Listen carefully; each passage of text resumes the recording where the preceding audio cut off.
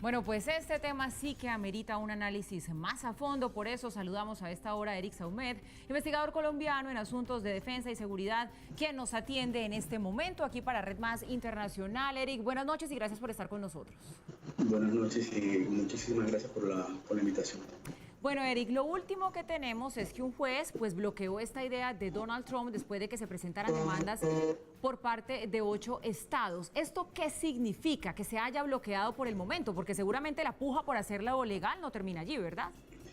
Yo creería que el debate debe plantearse en términos culturales. Antes que nada, tratando de entender, bueno, nosotros de manera particular, la necesidad del estadounidense de estar armado, de sentir que no solo protege su integridad, sino la de su hogar al poder poseer, portar y hacer uso de un arma, independientemente del calibre de la misma.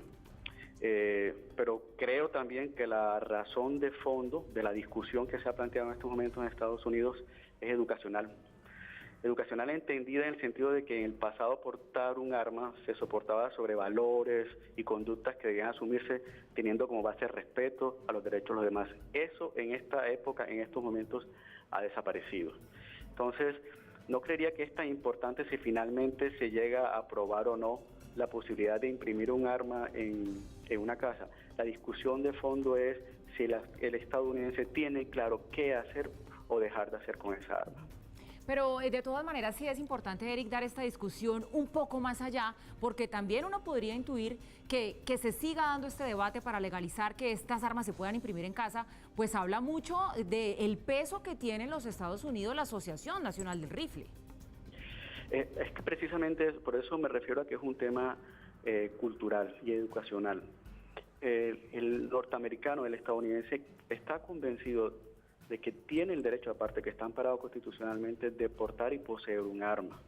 Eso no está en discusión. La discusión de aquí, de fondo, es lo que ha sucedido en el último tiempo o en los últimos años al haber tantas armas en manos de particulares. Y me refiero al sinnúmero de masacres, a la discusión que eso ha generado en términos políticos. Recuerde usted que el debate presidencial estuvo en algún momento condicionado por la decisión del presidente, en ese momento candidato, de seguir apoyando el porte de armas en Estados Unidos y no regularlo de ninguna manera. Es decir, sin las condiciones que en este momento sectores, por ejemplo, del Senado, en este caso la bancada demócrata, están exigiendo. Pero adicionalmente a eso, yo creería que también la discusión debe plantearse en términos de seguridad nacional. ¿Por qué? Por la indetectabilidad de este tipo de armas. Bien lo han planteado así senadores del Partido Demócrata en el sentido de qué va a suceder si particulares pueden imprimir un arma y portarla en medios masivos de transporte, por ejemplo en un tren o en un aeropuerto, o si pueden ingresar o no, o si van a ingresar con ellas a eventos deportivos, porque no hay manera de detectar el arma debido a que solo el percutor y la munición es de metal, el resto es de materiales compuestos, polímeros. Claro, entonces, es cierto. Es fácilmente hacia allá vamos. Entonces, ¿cuál es la duda? No van a poder impedir a largo plazo o a mediano plazo que las armas se impriman en casa, ¿verdad? Pero ¿cómo impedir entonces que las personas hagan un mal uso de ellos? Todo radica en la concepción que se tiene sobre el arma, que es un instrumento de protección, no de agresión. Históricamente los estadounidenses han tenido el derecho a portar armas, pero si usted revisa la historia reciente de los Estados Unidos, y me refiero los últimos 100 años, parte del siglo XXI y el siglo XX, se comienza a dar cuenta que el uso de armas que han perjudicado a otros estadounidenses, y me refiero por ejemplo a las masacres, sobre todo en escuelas, se ha dado en los últimos 20 años. Entonces para mí, o lo que yo creo, es que es un factor educacional. Se han perdido muchos valores, entre ellos la tolerancia, el respeto, la intimidad, entre otras cosas, por el grado de conectividad que hay ahora. Paradójicamente, ese grado de conectividad es lo que le posibilita a usted acceder a unas instrucciones en línea e imprimir un arma. Pero la discusión es, ok, tienes el derecho a portar un arma y la puedes imprimir en tu casa, es decir, la puedes fabricar en tu casa. ¿Qué vas a hacer con ella? ¿Proteger tu hogar, proteger tu familia, protegerte a ti mismo o cualquier día hacer cualquier otra cosa? Ese es el fondo de la discusión. Es cierto, Eric, y ese es el debate que todos vemos desde afuera. Está en deuda por darse en los Estados Unidos el de educación, el de salud mental, pero extrañamente, pues esta es una sociedad que no quiere darle la cara a un debate de estos. Mencionaba usted algo que me parece importante, Eric, que usted decía, no vas a poder impedir que las personas impriman armas 3D en su casa. Quisiera ir a eso, usted que es experto en estos asuntos de defensa y de seguridad, ¿cómo se puede controlar? ¿Qué tan fácil es esto de controlar? Porque regular los contenidos de la web ya es difícil y lo que entendemos es que por allí es donde la gente puede conseguir esos manuales que le dicen cómo hacer un arma, y controlar lo que la gente hace en su casa, pues es todavía más complicado. No, es imposible, habiendo a la fecha o al momento más de 100.000 descargas sobre instructivos. Ahora, ya la tecnología se ha dado a conocer. En este momento puede ser monopolio de una o dos empresas, pero a la larga